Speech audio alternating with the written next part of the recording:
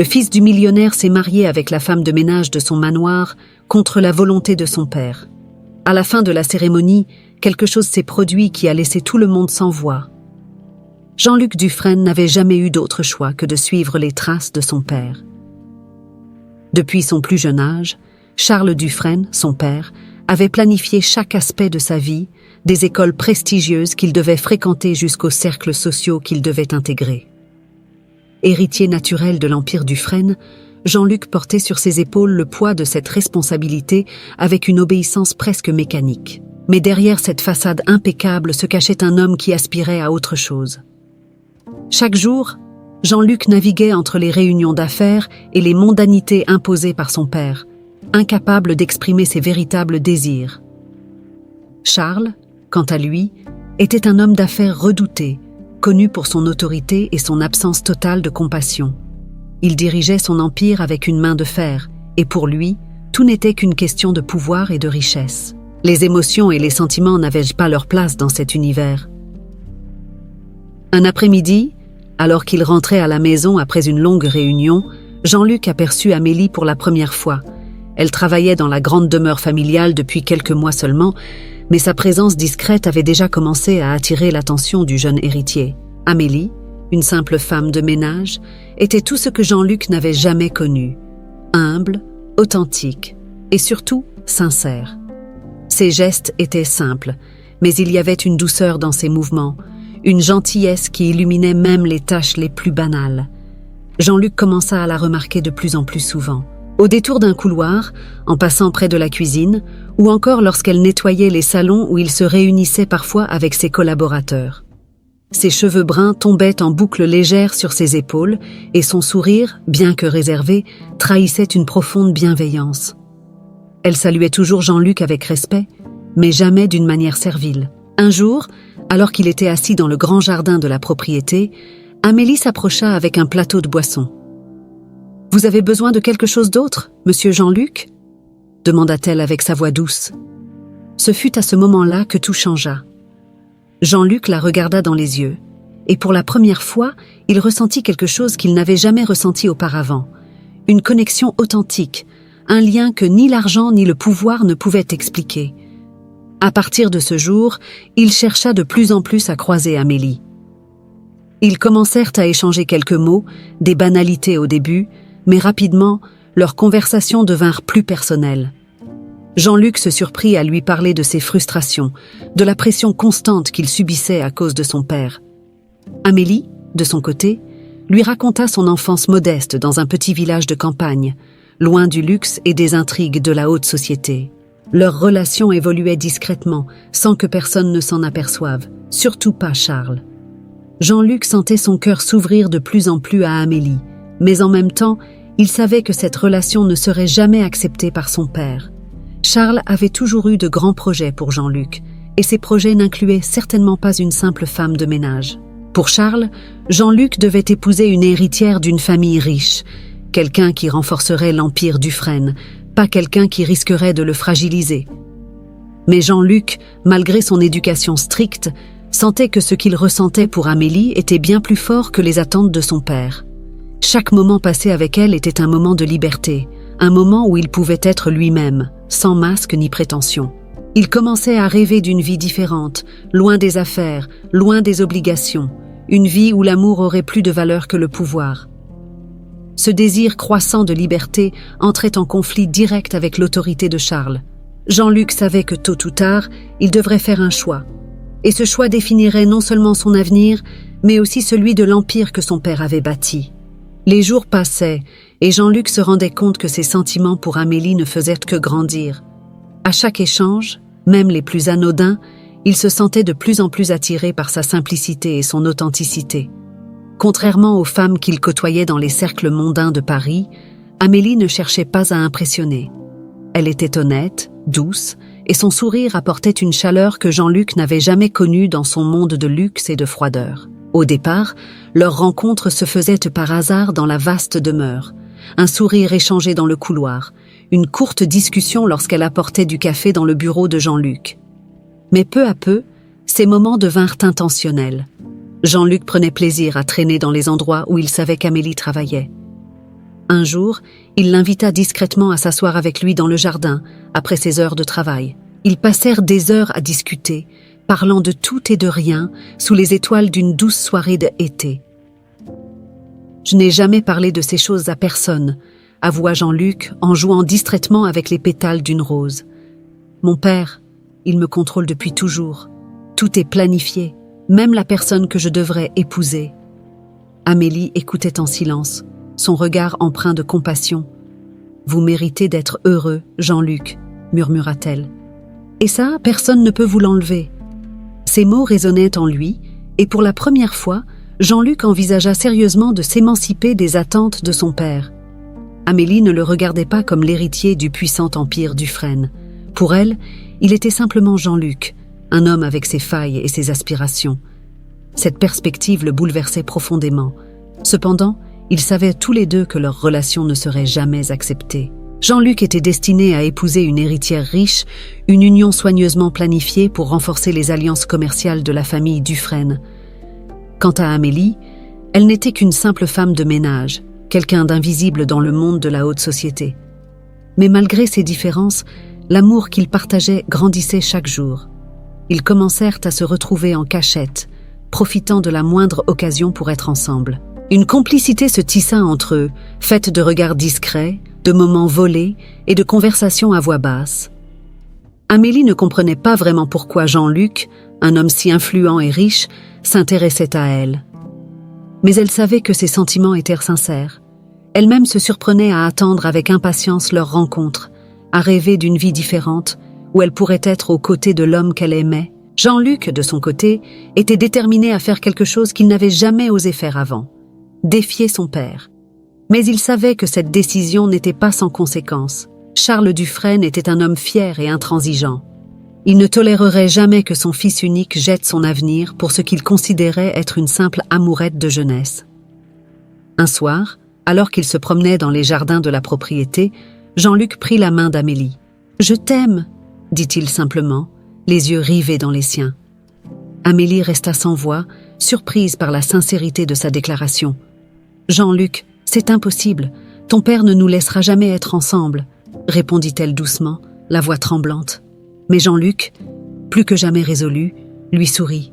« Peu importe ce que mon père pense, je ne peux plus vivre dans son ombre, je veux être avec toi, Amélie, coûte que coûte. » À partir de ce moment, Jean-Luc savait qu'il devait agir, il ne pouvait plus reculer. Amélie était tout pour lui, et il était prêt à tout sacrifier pour vivre cet amour. La pression augmentait à mesure que le temps passait. Charles, toujours aussi exigeant, continuait à organiser des rencontres avec des femmes de la haute société, espérant que Jean-Luc trouverait une épouse digne de son statut.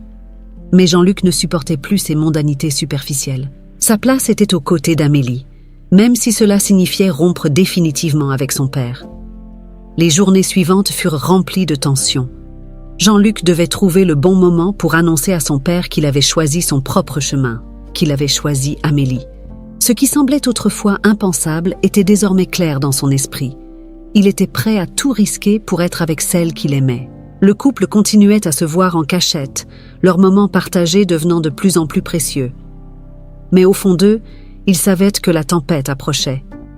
Jean-Luc ne pouvait plus dissimuler la vérité indéfiniment. Bientôt, Charles découvrirait la réalité, et tout ce qu'ils avaient construit serait mis à l'épreuve. Le moment tant redouté par Jean-Luc approchait.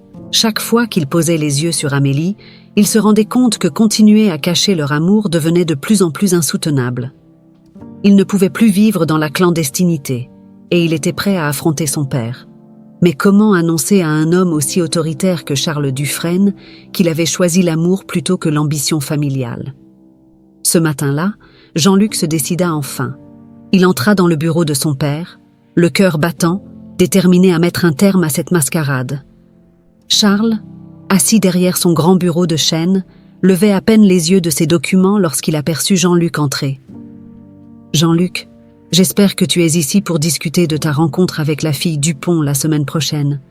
Une alliance avec cette famille serait bénéfique à bien des égards. » Sa voix était ferme, comme toujours, remplie d'assurance. Mais Jean-Luc n'en pouvait plus. Il se planta devant son père, prenant une grande inspiration. « Papa, je dois te parler sérieusement.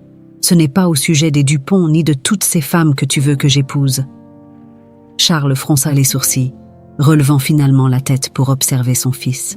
« Qu'est-ce que tu racontes ?» Jean-Luc, les mains légèrement tremblantes, déclara d'un ton ferme. « Je suis amoureux, papa, mais pas de qui tu crois. Je suis amoureux d'Amélie, et je vais l'épouser. » Le silence qui suivit cette révélation sembla durer une éternité. Charles cligna des yeux plusieurs fois, comme s'il n'avait pas bien entendu. « D'Amélie » murmura Charles, incrédule, avant de se lever brusquement de sa chaise. « La femme de ménage » Le dédain dans sa voix était palpable.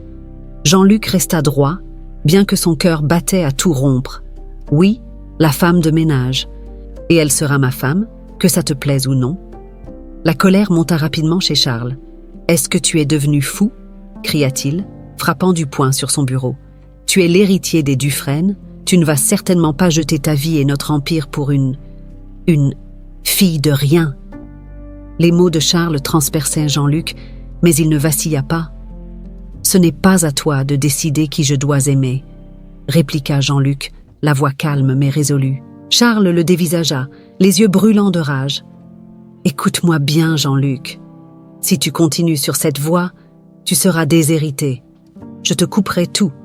Tu n'auras plus rien, ni ce nom, ni cet argent. » Mais Jean-Luc ne trembla pas. Il savait que cette menace viendrait, et malgré la douleur qu'elle provoquait, il resta ferme dans sa décision. « Si c'est ce qu'il faut pour être avec Amélie, alors je suis prêt à tout perdre. » Charles, incapable de contenir sa fureur, se mit à marcher dans la pièce, essayant de reprendre le contrôle. « Jean-Luc, sois raisonnable, tu ne réalises pas ce que tu dis. Amélie n'est qu'une distraction, une fantaisie. Tu ne peux pas détruire ta vie pour ça. » Jean-Luc s'avança, ses yeux fixant ceux de son père. « Ce n'est pas une fantaisie, c'est l'amour. » À cet instant, Charles comprit que rien ne ferait changer d'avis son fils. Frustré, il s'approcha de Jean-Luc, le regard glacial. « Très bien, si c'est ainsi que tu veux gaspiller ta vie, sois, mais je vais m'occuper de cette Amélie. Crois-moi, elle comprendra rapidement que tu n'es pas fait pour elle. » Sans un mot de plus, Jean-Luc quitta le bureau, le cœur lourd mais déterminé. Il savait que la prochaine cible de son père serait Amélie, mais il avait confiance en elle. Leur amour était plus fort que tout ce que Charles pouvait imaginer. Le soir même, Jean-Luc retrouva Amélie dans un petit café discret, loin de la demeure familiale. Elle l'attendait, légèrement nerveuse, pressentant que la conversation avec Charles n'avait pas été facile. « Comment ça s'est passé ?» demanda-t-elle doucement, ses yeux reflétant une inquiétude sincère. Jean-Luc prit une grande inspiration avant de répondre. « Il n'a pas bien réagi, il m'a menacé de me déshériter. Et je sais qu'il va tenter de te faire partir. » Amélie détourna le regard, ses mains tremblantes autour de sa tasse de café. « Je m'en doutais. Mais je ne partirai pas, Jean-Luc. Je ne peux pas imaginer ma vie sans toi. » Jean-Luc sourit doucement, prenant sa main dans la sienne. « Nous resterons ensemble, Amélie, quoi qu'il arrive. Mon père ne nous séparera pas. » Mais au fond de lui, Jean-Luc savait que la bataille ne faisait que commencer. Charles n'était pas un homme à accepter la défaite facilement, et il trouverait un moyen de les détruire s'il le fallait. 2 jours plus tard, Charles fit une offre à Amélie. Il l'attendit à la sortie de la grande demeure, un chèque en main. « Si tu veux vraiment le bien de Jean-Luc, dit-il d'un ton froid, tu prendras cet argent et tu disparaîtras de sa vie. » Amélie, les yeux remplis de larmes, refusa catégoriquement. « Je n'ai jamais voulu de votre argent, monsieur Dufresne. Tout ce que je veux, c'est Jean-Luc. » Charles, déconcerté par sa détermination, la regarda partir, réalisant qu'il faisait face à une adversaire plus forte qu'il ne l'avait imaginé.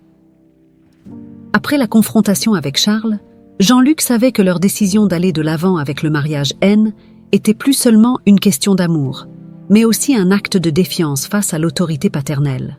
Il ne s'agissait plus simplement d'aimer Amélie.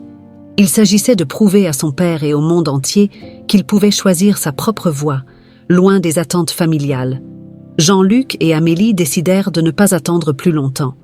Ils planifièrent un mariage modeste, loin des regards inquisiteurs de la haute société parisienne et, surtout, loin de Charles Dufresne. Le lieu qu'ils choisirent pour la cérémonie était une petite église dans un village pittoresque à quelques kilomètres de Paris. C était un endroit calme. entourés de champs et de vieilles maisons en pierre où personne ne les connaissait. Un lieu parfait pour une cérémonie intime, en présence seulement de quelques amis proches et des employés de la maison qui avaient vu leur amour naître et se développer dans l'ombre de la grandeur des Dufresne. Jean-Luc, de son côté, faisait tout pour préparer le mariage dans le plus grand secret, afin d'éviter que Charles n'intervienne. Il savait que son père ne lâcherait pas prise facilement et tenterait de saboter leur union s'il en avait l'occasion. Amélie, quant à elle, restait sereine. Elle avait confiance en leur amour, même si elle appréhendait encore la réaction de la société et les éventuelles vengeances de Charles. « Je ne veux pas de tout ce luxe », déclara Amélie un soir, alors qu'ils discutaient des derniers détails du mariage dans l'appartement discret que Jean-Luc avait loué pour eux. « Je veux juste que nous soyons entourés de ceux qui nous aiment vraiment. Rien d'autre n'a d'importance. » Jean-Luc sourit en la écoutant, admirant une fois de plus la simplicité et la sagesse d'Amélie, qui contrastait tant avec le monde d'artifice auquel il avait été habitué. La date du mariage approchait à grands pas, et chaque jour était un mélange d'excitation et d'appréhension pour les deux amoureux. Jean-Luc avait décidé de ne plus entretenir de relations avec son père jusqu'au mariage. Il savait que tout contact avec lui risquerait de provoquer une nouvelle confrontation, et il voulait éviter toute tension inutile avant leur grand jour. Cela créait un fossé de plus en plus profond entre eux. Jean-Luc ressentait cette distance avec douleur, mais il savait qu'il n'avait pas d'autre choix. Pendant ce temps, Charles, isolé dans son bureau, ruminait. Il avait tenté à plusieurs reprises de convaincre Jean-Luc de reconsidérer sa décision, mais toutes ses tentatives avaient échoué. Il se sentait trahi, non seulement par son fils, mais aussi par ce qu'il considérait comme une trahison de son propre nom. L'idée que l'héritier des Dufresne épouse une simple femme de ménage le rendait malade de rage. Mais dans le fond, Charles savait que Jean-Luc n'était plus un enfant. Il ne pourrait plus le manipuler comme avant. Cependant, il n'était pas prêt à abandonner et quelque chose en lui murmurait qu'il devait rester vigilant. Le jour avant le mariage, Jean-Luc rendit une dernière visite à l'église du village pour s'assurer que tout était prêt. Il observa l'intérieur simple mais accueillant, les bancs en bois poli et l'autel décoré avec des fleurs blanches qu'Amélie avait choisies elle-même. Était exactement comme il l'avait imaginé, loin de l'extravagance habituelle des mariages de la haute société. Ce mariage représentait tout ce que Jean-Luc avait cherché toute sa vie, une simplicité sincère, un amour authentique. Amélie, de son côté, était entourée de quelques amis proches et de collègues qui l'avaient toujours soutenue. Ils l'aidaient à préparer sa robe, modeste mais élégante, tout en la rassurant sur ce que l'avenir leur réserverait. « Jean-Luc t'aime vraiment », lui murmura une amie en ajustant le voile. « Rien ne peut briser cet amour, pas même son père. » Amélie hocha la tête, ses mains légèrement tremblantes d'émotion. Le soir venu, Jean-Luc et Amélie se retrouvèrent une dernière fois avant le grand jour. Ils se tinrent la main, se regardant dans les yeux, conscients que demain marquerait un nouveau chapitre de leur vie. « Je n'ai jamais été aussi sûr de quoi que ce soit, » dit Jean-Luc en caressant doucement la joue d'Amélie. « Demain, tout changera. Nous serons enfin libres. » Amélie hocha la tête, les yeux brillants d'espoir. « Ensemble, nous pouvons affronter tout ce qui viendra. » Mais malgré cette certitude, une ombre planait toujours sur eux. Charles restait silencieux depuis plusieurs jours, ce qui inquiétait Jean-Luc. Il savait que son père n'était pas du genre à accepter la défaite si facilement.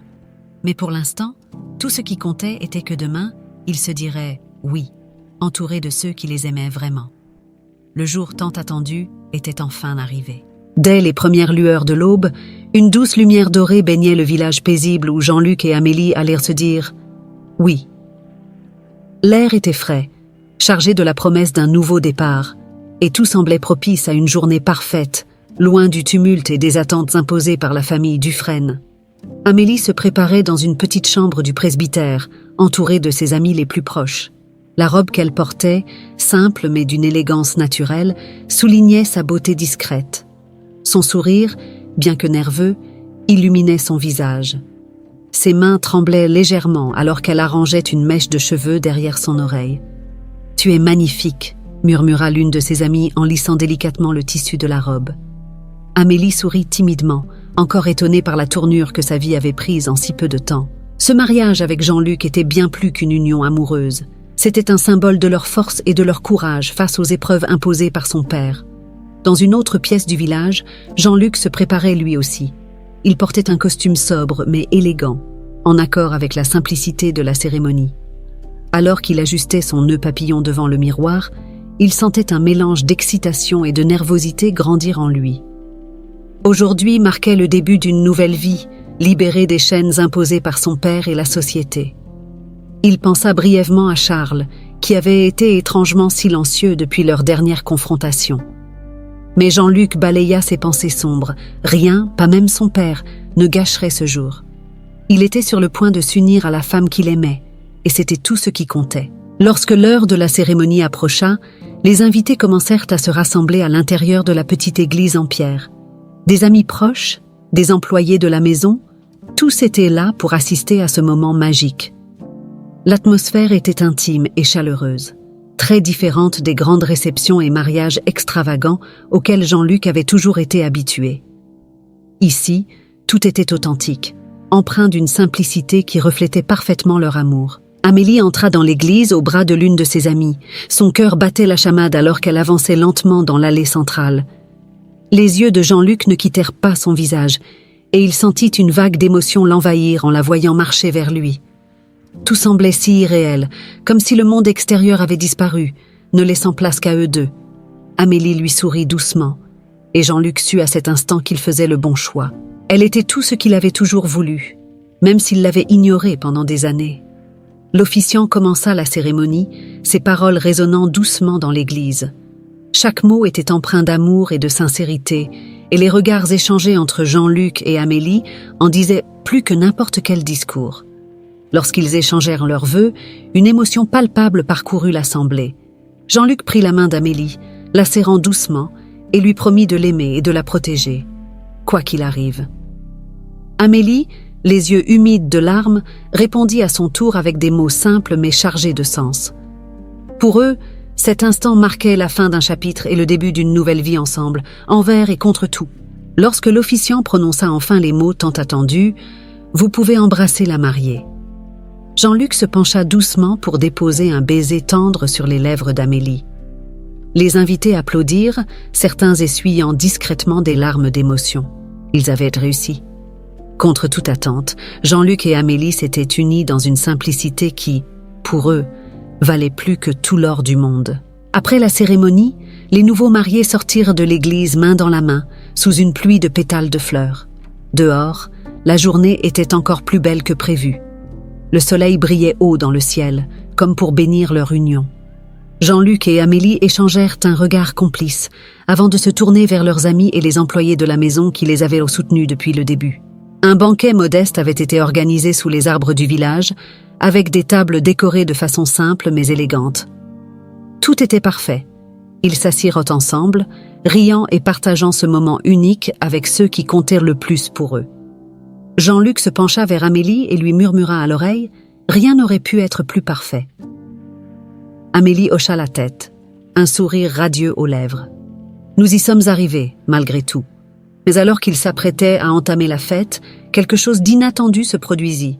Dans l'allée menant à l'église, une voiture noire apparut, se garant en silence. Les invités tournèrent la tête, intrigués par cette arrivée imprévue. Jean-Luc sentit son estomac se nouer lorsqu'il vit la portière s'ouvrir. Une silhouette familière en descendit, avançant lentement vers eux. C'était Charles.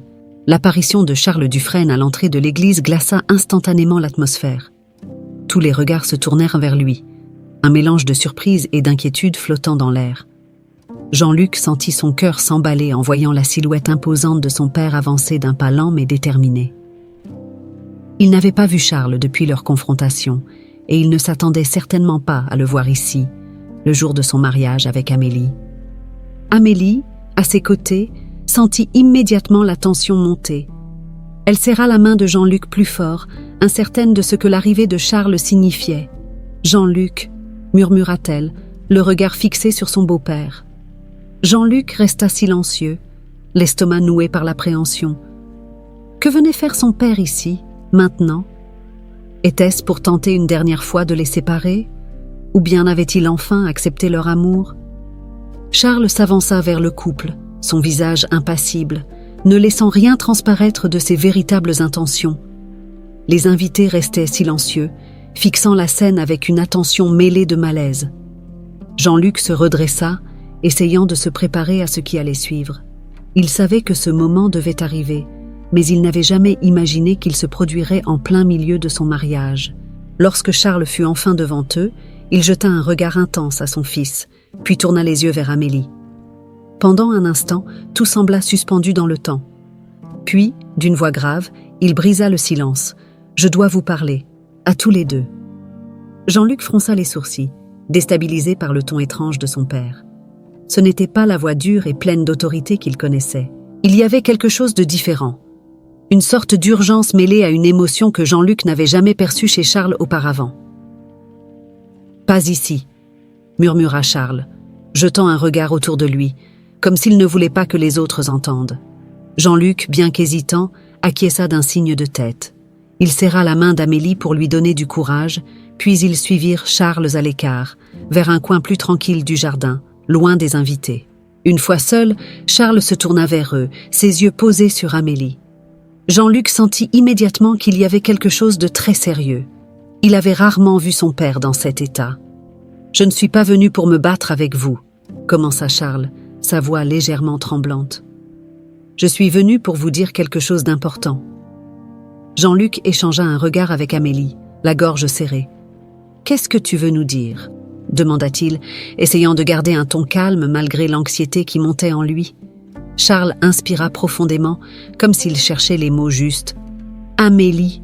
commença-t-il en regardant la jeune femme avec une intensité inhabituelle. « Il y a quelque chose que tu dois savoir sur ton passé, sur ta famille. » Le cœur d'Amélie s'emballa. « Ma famille ?» Elle fronça les sourcils, ne comprenant pas où Charles voulait en venir. « Que veux-tu dire ?» Charles détourna brièvement les yeux, luttant visiblement avec ses émotions. « Je t'ai fait du mal, Amélie, » reprit-il, la voix lourde de regret. « J'ai essayé de te séparer de Jean-Luc, mais ce que je vais te dire aujourd'hui est bien plus grave. » Il marqua une pause, semblant rassembler son courage. « Amélie, tu es ma fille ?» Le choc fut instantané. Amélie se figea, les yeux écarquillés, incapable de comprendre ce qu'elle venait d'entendre. Jean-Luc, lui, sentit son corps se raidir, comme si le sol venait de s'effondrer sous ses pieds. « Quoi ?» murmura-t-il, à peine capable de prononcer le mot. « Comment est-ce possible ?» Charles baissa la tête, visiblement accablé par le poids de sa révélation.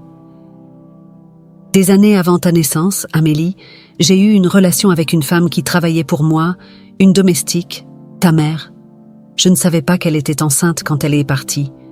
Je n'ai découvert la vérité que récemment, lorsque j'ai enquêté sur toi. » Amélie, le visage livide, secoua la tête, incapable de croire ce qu'elle entendait.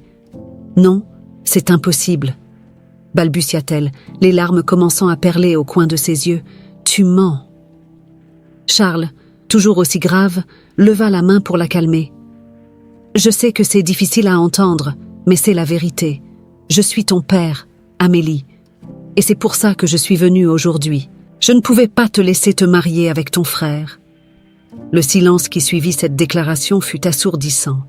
Jean-Luc et Amélie, tous deux bouleversés, restèrent figés, incapables de réagir. Leur vie, leur certitude, tout venait de s'effondrer en un instant.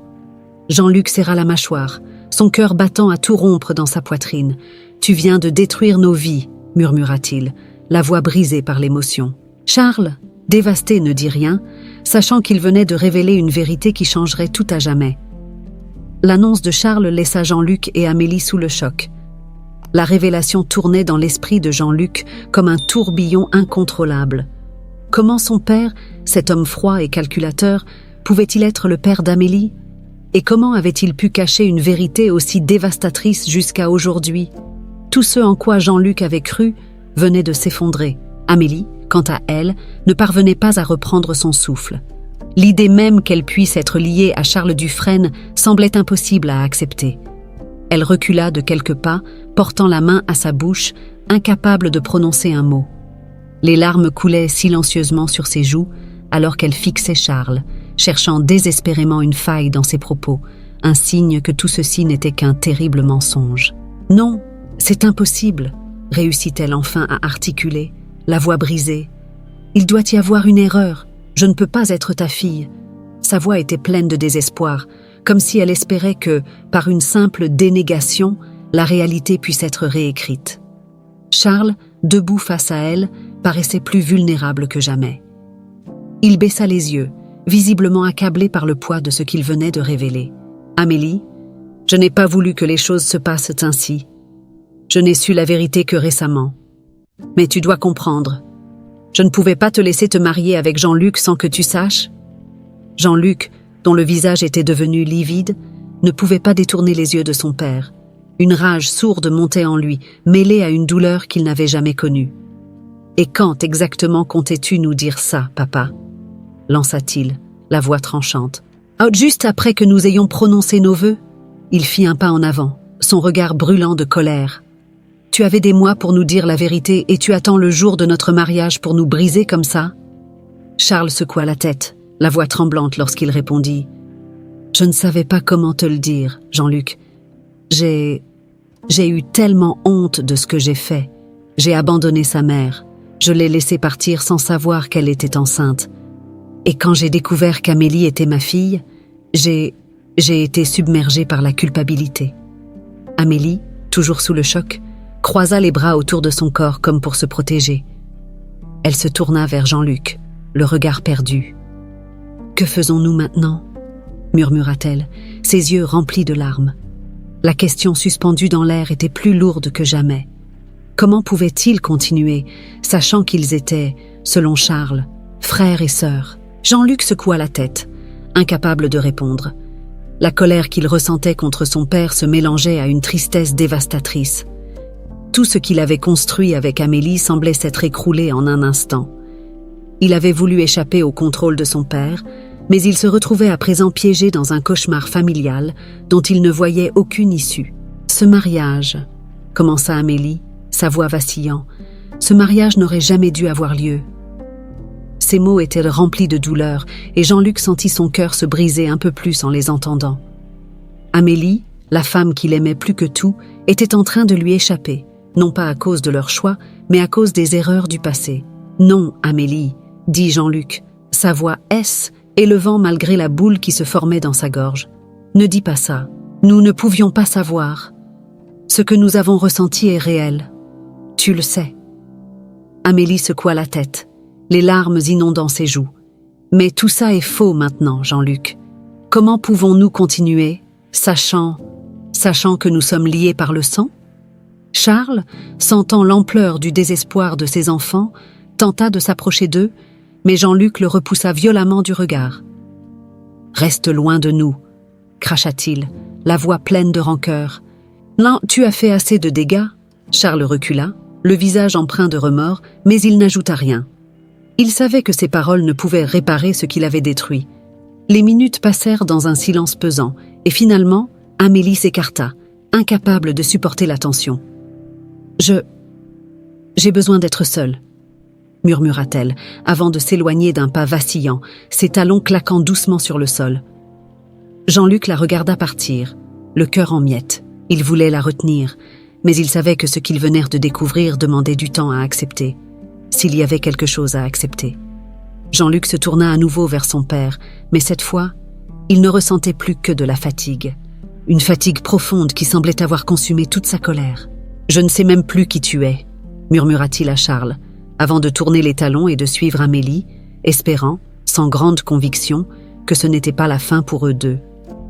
Amélie marchait rapidement, ses pieds glissant presque sur le gravier du chemin qui menait à l'arrière de l'église. Chaque pas la rapprochait d'un endroit où elle pourrait enfin être seule, loin des regards inquisiteurs, loin de Jean-Luc, loin de Charles. Son cœur battait si fort qu'elle pouvait presque l'entendre dans ses oreilles, et ses pensées se bousculaient à un rythme effréné. Comment une journée qui devait être le plus beau jour de sa vie, était-elle transformée en un cauchemar? Elle avait toujours rêvé de trouver l'amour, de construire une vie avec quelqu'un qui l'aimait pour ce qu'elle était, et voilà qu'on lui arrachait tout. Elle s'arrêta enfin près d'un grand chêne, ses jambes tremblantes ne pouvant plus supporter son poids. Les larmes qu'elle avait tenté de retenir éclatèrent soudainement, incontrôlables. Elle se laissa glisser contre l'arbre, son visage enfoui dans ses mains, alors que la réalité s'abattait sur elle de plein fouet. Elle et Jean-Luc ne pourraient jamais être ensemble, pas après ce que Charles venait de révéler. Elle entendit des pas se rapprocher doucement. Elle n'avait pas besoin de lever les yeux pour savoir que c'était Jean-Luc. Il s'accroupit à ses côtés, posant une main hésitante sur son épaule.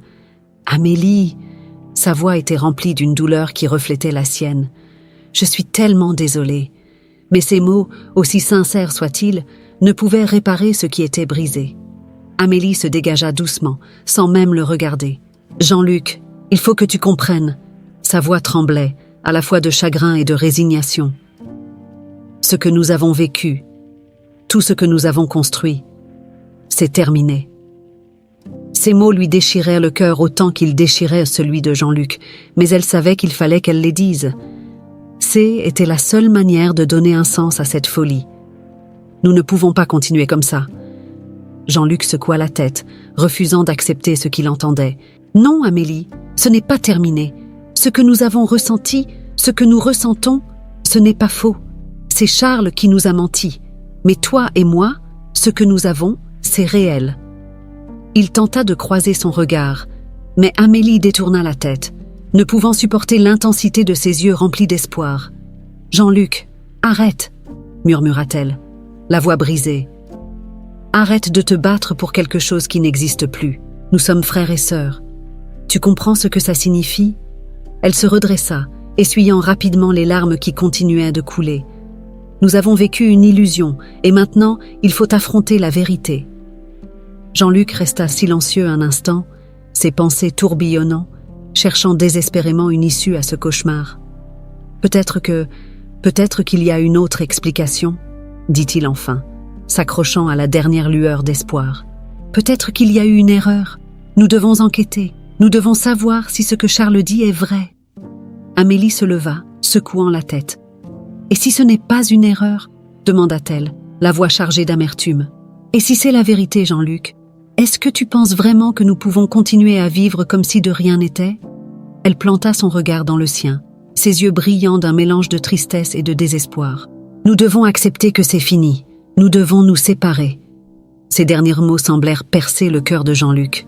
« Non, » murmura-t-il, sa voix à peine audible. « Je ne peux pas te perdre, Amélie, pas comme ça. » Mais au fond de lui, il savait que ce qu'elle disait était juste. Comment pourrait-il continuer après une révélation aussi dévastatrice ? Amélie s'éloigna de quelques pas, essayant de retrouver son calme. « Je t'aime, Jean-Luc, » dit-elle finalement, la voix tremblante. « Je t'ai toujours aimé. Mais nous ne pouvons pas ignorer ce que nous venons de découvrir. Ce serait égoïste de notre part de continuer, sachant tout cela. » Elle se tourna une dernière fois vers lui, son regard rempli de douleur. « Il vaut mieux que nous nous quittions maintenant, avant que ce soit encore plus difficile. » Jean-Luc se leva à son tour, le corps engourdi par la douleur. « Je t'aime aussi, Amélie, » murmura-t-il, incapable de dire autre chose. C'était comme si les mots lui manquaient, comme si rien de ce qu'il pouvait dire ne pouvait réparer ce qui était irrémédiablement brisé. Un long silence suivit, et finalement, Amélie tourna les talons, s'éloignant lentement de Jean-Luc, comme si chaque pas la séparait un peu plus de la vie qu'ils avaient espérée. Jean-Luc, quant à lui, resta figé, regardant la silhouette d'Amélie éloignée, impuissant face à la réalité cruelle qui venait de s'abattre sur eux. Les rêves qu'ils avaient construits ensemble venaient de s'effondrer en une fraction de seconde, et Jean-Luc ne pouvait rien faire pour changer cela. Le vent froid qui soufflait à travers les arbres semblait emporter avec lui tout espoir de bonheur. Les jours qui suivirent furent emplis de douleur et de confusion. Amélie avait quitté le village peu après la cérémonie, trouvant refuge chez une amie à Paris. Elle avait besoin de temps pour digérer cette révélation dévastatrice, loin des regards, loin de Jean-Luc. De son côté, Jean-Luc était resté dans la petite maison qu'ils avaient louée ensemble, incapable de revenir à la vie normale. Il passait ses journées à ressasser les événements, tentant de comprendre comment sa vie avait pu basculer ainsi. Mais au fond de lui, une idée persistait, une flamme d'espoir qui refusait de s'éteindre. Et si tout cela n'était qu'une erreur ? Charles était un homme capable de tout, même de manipuler la vérité pour atteindre ses objectifs.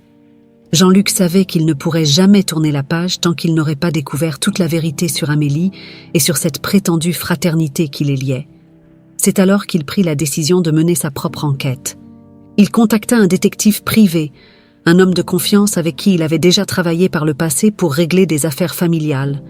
Ce dernier, un certain Julien Lefebvre, était connu pour son sens aigu de la discrétion et son efficacité redoutable. Jean-Luc savait que s'il y avait une vérité cachée quelque part, Julien la découvrirait. Lors de leur première rencontre dans un café discret de Paris, Julien écouta attentivement Jean-Luc lui expliquer la situation. « Ce que je veux, dit Jean-Luc d'une voix ferme, c'est savoir tout ce qu'il y a à savoir sur le passé d'Amélie. Où est-elle née? Qui sont ses vrais parents? Et surtout, comment Charles peut-il prétendre être son père alors qu'il ne l'a découverte qu'il y a quelques semaines ?» Julien hocha la tête, son regard sérieux. « Je comprends. Je vais commencer par fouiller dans les archives et voir ce que je peux trouver. Donne-moi une semaine et je reviendrai vers toi avec les premières pistes. » Jean-Luc acquiesça, bien que l'attente s'annonçait insupportable. Il voulait des réponses et il les voulait maintenant, mais il n'avait pas d'autre choix que de faire confiance à Julien.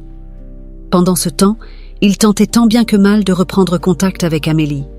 Il lui avait envoyé plusieurs messages, des appels sans réponse, mais elle avait besoin d'espace, et il respectait cela. Pourtant, il espérait pouvoir lui apporter des nouvelles rapidement, peut-être même des réponses qui changeraient tout. Les jours passèrent, et Jean-Luc commença à se sentir de plus en plus impuissant. L'absence d'Amélie pesait lourdement sur lui, et l'incertitude de la situation le dévorait. Chaque nuit, il revivait la scène où son père avait lâché cette bombe dévastatrice, et chaque matin, il se réveillait avec le même sentiment de désespoir. Mais une part de lui restait convaincue que quelque chose n'allait pas. Charles n'avait jamais été un homme honnête, et il y avait trop de zones d'ombre dans cette histoire pour qu'elle soit prise au pied de la lettre. Une semaine plus tard, Julien revint vers lui, comme promis. Ils se retrouvèrent dans le même café, l'atmosphère pesante de leur première rencontre toujours palpable. Julien posa un dossier sur la table, son expression grave. « J'ai trouvé quelques informations intéressantes », annonça-t-il en ouvrant le dossier. « D'après mes recherches, Amélie a été inscrite à l'orphelinat Saint-Jacques à l'âge de 2 ans. » Jean-Luc fronça les sourcils. « Un orphelinat ? Mais Charles prétend que sa mère travaillait pour lui et qu'elle l'a quittée enceinte. » Julien hocha la tête. « C'est ce que j'ai trouvé étrange. Il n'y a aucune trace d'Amélie avant ses 2 ans. Personne ne sait d'où elle vient réellement avant cela. Elle a été confiée à l'orphelinat par une femme dont le nom ne figure dans aucun registre officiel. » Jean-Luc sentit une lueur d'espoir naître en lui. « Donc, il est possible que cette femme ne soit pas la vraie mère d'Amélie ? » « Exactement, » répondit Julien. « Et si cette femme n'est pas sa mère, alors il est tout à fait possible que Charles se trompe également sur sa paternité. » Jean-Luc resta silencieux un moment, digérant cette information. Il y avait donc une chance, même infime, qu'Amélie ne soit pas sa sœur. Cette possibilité, aussi fragile soit-elle, ravivait l'espoir qu'il avait presque perdu. « Que dois-je faire maintenant ?» demanda-t-il, la voix un peu plus confiante. « La prochaine étape, répondit Julien, est de retrouver cette femme. Si elle est encore en vie, elle pourrait avoir des réponses. Et sinon, il nous faudra approfondir les recherches à l'orphelinat pour voir s'il y a d'autres indices. Je vais me rendre là-bas et continuer à fouiller. » Jean-Luc hocha la tête. « Fais ce qu'il faut. Je dois savoir. » Alors qu'il quittait le café, pour la première fois depuis des jours, Jean-Luc se sentit légèrement soulagé. La vérité, quelle qu'elle soit, semblait enfin à portée de main. Et avec elle, l'espoir de retrouver Amélie. Quelques jours après la dernière rencontre avec Julien, Jean-Luc attendait avec impatience des nouvelles.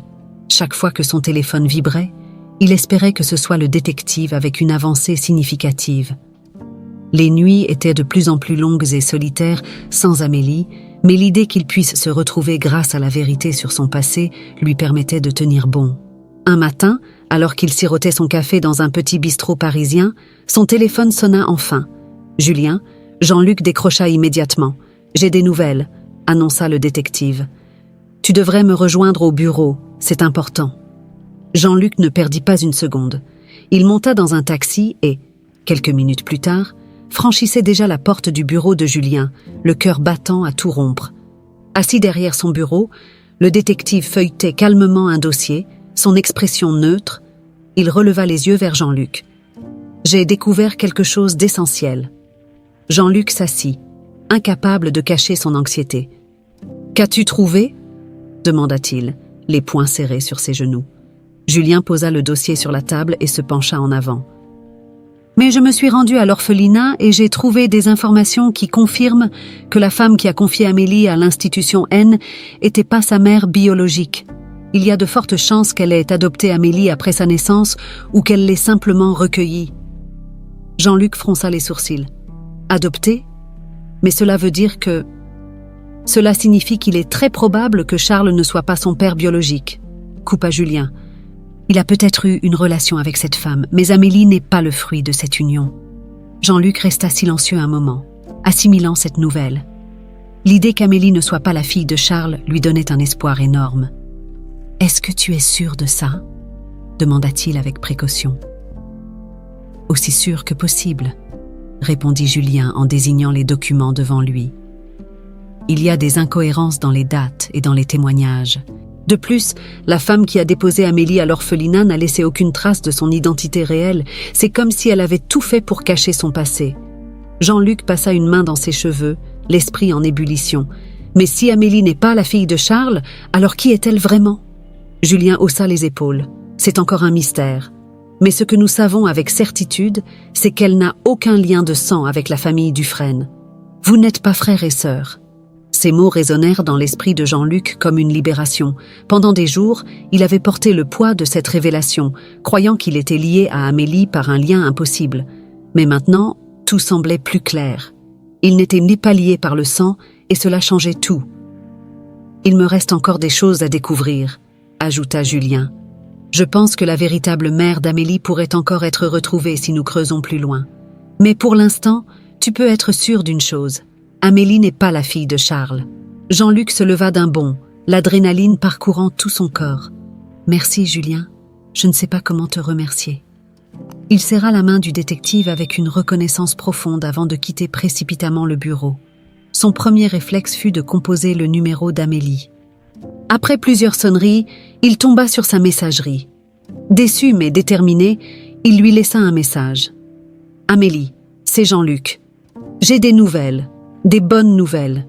J'ai besoin de te parler. C'est très important. Appelle-moi dès que tu peux. » Il raccrocha, espérant qu'elle écouterait son message rapidement. Pendant le trajet de retour, Jean-Luc ne pouvait penser à rien d'autre qu'à cette nouvelle vie qui s'ouvrait enfin devant eux. Tout ce qu'ils avaient traversé, tous les doutes et la douleur qu'ils avaient à partager, tout cela semblait maintenant appartenir au passé. Ils allaient pouvoir commencer à écrire un nouveau chapitre, un chapitre où ils seraient libres d'aimer sans la menace du passé qui planait sur eux. Ce soir-là, alors qu'il s'installait dans son appartement, Jean-Luc reçut enfin un appel. Le cœur battant, il décrocha. « Amélie ?»« Jean-Luc, » répondit-elle, la voix hésitante. « J'ai écouté ton message. De quoi s'agit-il ?»« J'ai découvert la vérité, » dit-il, le ton pressant. « Tu n'es pas la fille de Charles. Il s'est trompé, Amélie. Tu n'as aucun lien de sang avec lui. Nous ne sommes pas frères et sœurs. » Un silence pesant suivit ces paroles. Jean-Luc attendit, redoutant la réaction d'Amélie. « Tu es sûr de ça ?» finit-elle par demander, sa voix à peine un murmure. « Oui » répondit-il avec certitude. « J'ai engagé un détective pour enquêter sur ton passé. Nous avons découvert que tu as été confié à un orphelinat et que la femme qui t'a élevé n'était pas ta mère biologique. Charles n'a jamais été ton père. » Amélie resta silencieuse un moment, comme si elle avait du mal à accepter cette nouvelle. « Je ne sais pas quoi dire, » murmura-t-elle finalement. « C'est une nouvelle chance, Amélie, » coupa Jean-Luc doucement. « Une chance pour nous. » Amélie resta silencieuse de l'autre côté du téléphone, digérant la nouvelle que Jean-Luc venait de lui annoncer. Elle avait passé des jours dans un état de confusion totale, luttant pour accepter l'idée qu'elle pouvait être la fille de Charles, et donc liée à Jean-Luc d'une manière qui rendait leur amour impossible. Mais cette nouvelle changeait tout. Une vague d'émotions la submergea, et elle se demanda si tout cela pouvait vraiment être vrai. Après tout ce qu'ils avaient traversé, est-ce qu'ils pouvaient vraiment espérer une nouvelle chance ? « Amélie, reprit Jean-Luc avec douceur, rompant le silence. Je sais que c'est beaucoup à assimiler, mais je t'assure que c'est la vérité. Nous ne sommes pas liés par le sang, et nous pouvons enfin être libres d'être ensemble, sans ce poids. Amélie prit une grande inspiration. Elle avait rêvé de ce moment, de pouvoir entendre que tout ce cauchemar n'était qu'une erreur. Mais elle savait aussi que des blessures avaient été infligées et qu'il leur faudrait du temps pour guérir. « Jean-Luc » murmura-t-elle, sa voix encore hésitante. « Je ne sais pas. Je ne sais pas si je peux simplement revenir comme si rien ne s'était passé. » Jean-Luc se mordit la lèvre, comprenant parfaitement la réticence d'Amélie. « Je ne te demande pas de revenir tout de suite, » répondit-il calmement. « Je veux juste que tu prennes le temps de réfléchir. Tout ce que je veux, c'est que tu saches que nous avons un avenir ensemble, si tu le souhaites. » Il marqua une pause, puis ajouta, plus doucement, « Je t'aime, Amélie, et rien de tout cela n'a changé. » Amélie sentit une chaleur familière dans son cœur à ces mots. Elle se souvenait de tous les moments qu'ils avaient là partagés, de l'amour sincère qu'ils avaient construit avant que tout ne s'effondre à cause des mensonges de Charles.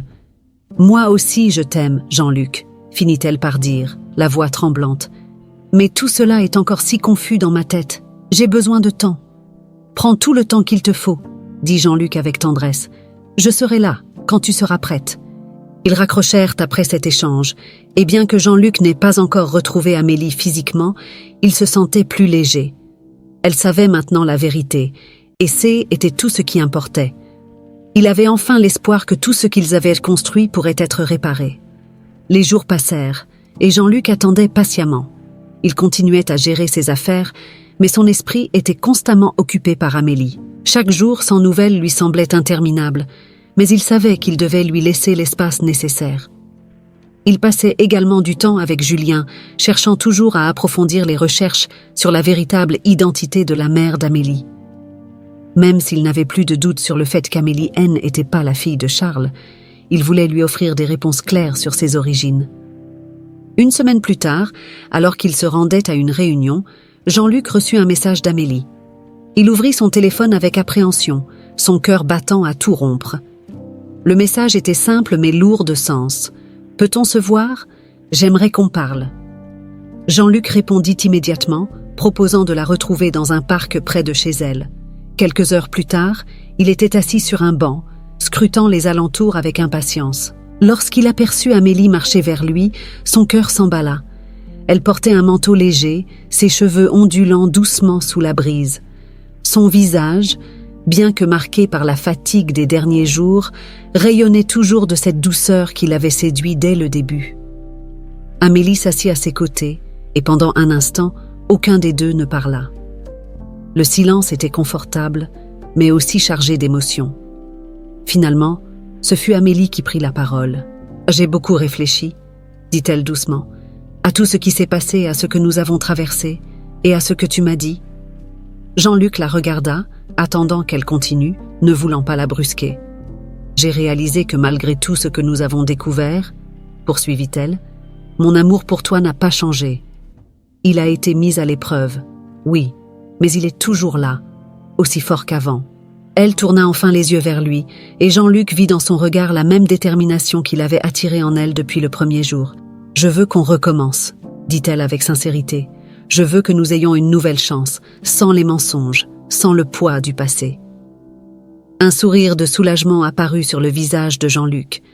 Il attrapa doucement la main d'Amélie, la serrant entre les siennes. « C'est tout ce que je souhaitais, Amélie. » Ils restèrent un moment assis là, main dans la main, savourant cette nouvelle chance qui leur était offerte.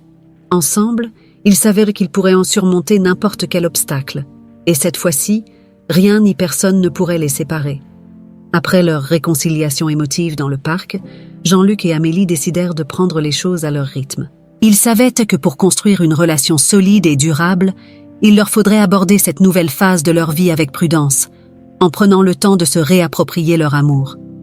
Mais cette fois-ci, ils avaient un avantage. Il n'y avait plus de mensonges, plus de secrets, plus de poids du passé qui les hantait. Quelques jours après leur rencontre, Jean-Luc proposa à Amélie de passer un week-end ensemble dans une maison de campagne qu'il possédait à quelques heures de Paris. Un endroit paisible, loin de la ville et du tumulte de leur vie compliquée. Amélie accepta, voyant dans cette escapade une chance de repartir sur de nouvelles bases. Lorsqu'ils arrivèrent à la maison, un petit chalet en bois entouré de champs verdoyants, Amélie fut immédiatement séduite par l'atmosphère tranquille qui régnait. Le chant des oiseaux, le bruit du vent dans les arbres, tout semblait si loin des complications qu'ils avaient connues. « C'est magnifique ici », dit-elle en descendant de la voiture, respirant l'air pur. Jean-Luc sourit en la rejoignant. « C'est l'un de mes endroits préférés. J'y venais souvent pour m'échapper, pour réfléchir. » Il la regarda dans les yeux, son regard empreint de sincérité. « J'espère que cet endroit pourra aussi être notre refuge, maintenant. » Amélie hocha la tête, émue par ces paroles. Elle sentit que cette escapade serait plus qu'un simple week-end de détente. C'était le début de quelque chose de nouveau, un moment pour reconstruire leur relation sur des bases saines.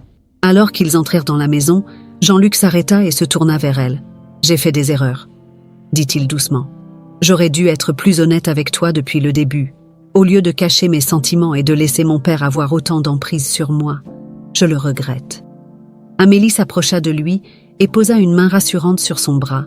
« Nous avons tous les deux souffert de cette situation, Jean-Luc. Mais je sais que nous pouvons aller de l'avant. Ce qui compte, c'est que nous soyons ici, ensemble et prêts à tourner la page. » Ces mots firent écho dans l'esprit de Jean-Luc, et pour la première fois depuis des semaines, il se sentit réellement en paix. Leur amour avait survécu à des épreuves qui auraient pu les briser définitivement, mais maintenant, ils savaient qu'ils étaient plus forts que jamais. Le week-end se déroula paisiblement. Ils passèrent leur journée à se promener dans les champs, à discuter de leurs rêves, de leurs projets pour l'avenir. Jean-Luc proposa même à Amélie de quitter Paris pendant un temps, de s'installer dans un endroit plus calme pour vivre loin des pressions familiales et des attentes sociales. Amélie, bien que touchée par cette proposition, savait qu'elle voulait rester proche de la ville, où elle avait construit une grande partie de sa vie. Mais l'idée de créer un espace rien qu'à eux, où ils pourraient s'épanouir, la séduisait. Un soir, alors qu'ils partageaient un dîner simple mais délicieux, Jean-Luc prit soudainement une grande inspiration et plongea son regard dans celui d'Amélie. « Il y a encore une chose que je dois te dire. » Amélie fronça légèrement les sourcils, curieuse. « Quoi donc ?» Jean-Luc posa ses couverts, son expression soudainement sérieuse. « J'ai décidé de couper définitivement les ponts avec mon père. » Il marqua une pause, pesant ses mots. « Je ne peux plus vivre sous son ombre, et je refuse de laisser ses manipulations influencer nos vies.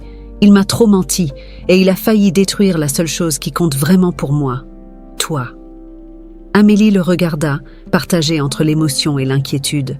« Jean-Luc, es-tu sûr de vouloir faire ça ? Je sais combien ton père a compté pour toi, malgré tout ce qu'il t'a fait subir. » Jean-Luc hocha la tête avec détermination.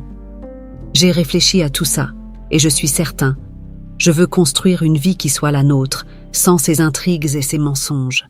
Je veux être un homme meilleur, et je ne peux le faire qu'en m'émancipant de lui. » Amélie sentit une vague de tendresse l'envahir.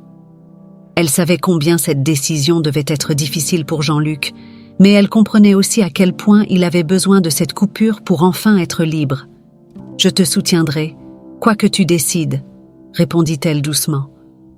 Les jours suivants furent marqués par un sentiment de légèreté retrouvée.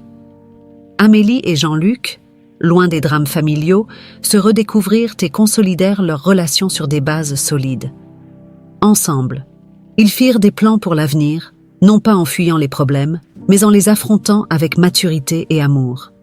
Le dernier soir de leur séjour, alors qu'ils regardèrent les étoiles assis sur le balcon du chalet, Jean-Luc prit la main d'Amélie et la serra doucement. « Je ne sais pas où la vie nous mènera, » dit-il, sa voix emplie de sincérité. « Mais tant que tu es à mes côtés, je sais que nous surmonterons tout. » Amélie sourit et se blottit contre lui. « Je suis prête pour tout ce qui viendra, tant que nous sommes ensemble. » Et sous le ciel étoilé, dans la tranquillité de la campagne, ils se promirent de toujours se battre pour leur amour, quoi qu'il arrive. Alors que Jean-Luc et Amélie entamaient leur nouvelle vie ensemble, il restait une ombre du passé qu'ils n'avaient pas encore affrontée. Charles Dufresne. Après avoir coupé les ponts avec son père, Jean-Luc avait ressenti un soulagement profond. Mais au fil des semaines, quelque chose d'autre commença à émerger. Un sentiment non pas de regret, mais de besoin de clore définitivement cette page. Malgré toutes les manipulations de Charles, Jean-Luc sentait qu'il ne pouvait pas simplement laisser cette relation en suspens. Il fallait une conclusion, une confrontation finale pour que chacun puisse aller de l'avant. Amélie, toujours d'un soutien sans faille, comprenait ce besoin. Un soir, alors qu'ils dînaient dans leur nouvel appartement, elle posa doucement sa main sur celle de Jean-Luc. « Je pense que tu devrais parler à ton père », dit-elle d'une voix calme. Jean-Luc la regarda, surpris. « Pourquoi dis-tu ça ?»« Parce que, aussi difficile que cela ait été, il fait partie de toi. Je sais que ce qu'il t'a fait, ce qu'il nous a fait, est impardonnable. Mais tu ne trouveras jamais la paix tant que cette conversation n'aura pas eu lieu. » Jean-Luc resta silencieux un moment, réfléchissant aux paroles d'Amélie. Elle avait raison. Depuis qu'il avait pris ses distances avec Charles, il avait essayé de tourner la page, mais il y avait toujours cette sensation d'inachevé qui l'empêchait d'avancer pleinement. Il acquiesça lentement. « Tu as raison. Je dois lui parler, pas pour lui, mais pour moi. » Le lendemain, Jean-Luc prit son courage à deux mains et appela son père. La voix de Charles, bien que froide, trahissait une certaine surprise. « Jean-Luc, je ne m'attendais pas à ce que tu m'appelles. Il est temps que nous parlions, » répondit Jean-Luc simplement. « Il y a des choses que nous devons régler. Je viendrai te voir demain. » Charles hésita un instant avant de répondre. « Très bien, je t'attendrai. » Le jour suivant, Jean-Luc se rendit dans l'immense demeure familiale. Le chemin qui menait à la maison lui semblait à la fois familier et étranger. Cela faisait des mois qu'il n'avait pas mis les pieds ici.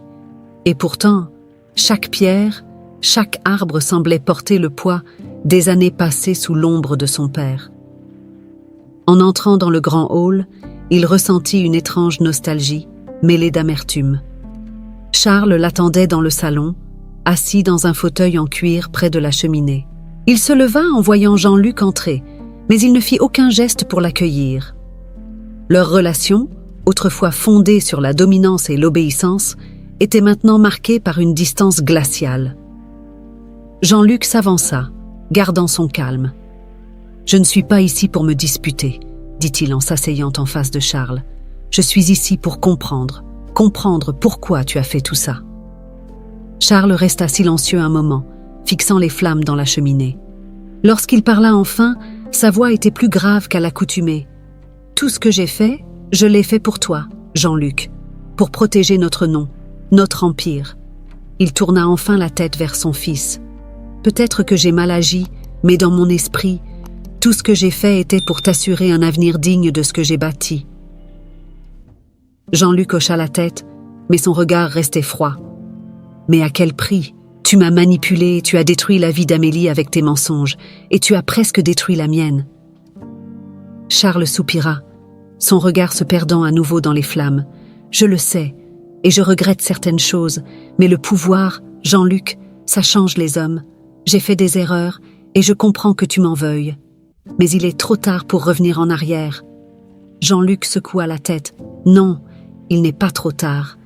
Ce que je veux, ce n'est pas que tu te repentes ou que tu te flagelles pour tes erreurs. Je veux que tu comprennes que tu n'as plus de pouvoir sur moi. Je ne suis plus ce garçon que tu contrôlais. Je suis un homme et je fais mes propres choix. » Charles resta silencieux, absorbant les mots de son fils. Pendant des années, il avait cherché à dominer Jean-Luc, à façonner son avenir selon ses propres désirs. Mais aujourd'hui, pour la première fois, il voyait son fils se tenir devant lui en tant qu'homme libre. Et aussi douloureux que cela puisse être, il savait qu'il devait l'accepter. « Je vois », murmura-t-il enfin, sa voix brisée par une émotion qu'il avait toujours dissimulée. « Je suppose que je devrais vivre avec mes erreurs. » Jean-Luc se leva, prêt à partir. « Je ne suis pas ici pour te pardonner, » dit-il calmement, « mais je suis prêt à tourner la page. Je t'ai dit ce que j'avais à dire. Maintenant, c'est à toi de décider comment tu veux vivre avec ça. » Charles hocha lentement la tête, réalisant que son fils venait de prendre une décision qui le libérait de son emprise pour toujours. « Bonne chance, Jean-Luc. » Ce furent les seuls mots qu'il réussit à prononcer alors que Jean-Luc sortait de la pièce, laissant derrière lui un père vieilli, consumé par ses propres choix. En quittant la maison familiale, Jean-Luc ressentit un profond sentiment de libération. Pour la première fois, il se sentait totalement maître de sa vie, prêt à avancer aux côtés d'Amélie. loin des chaînes du passé.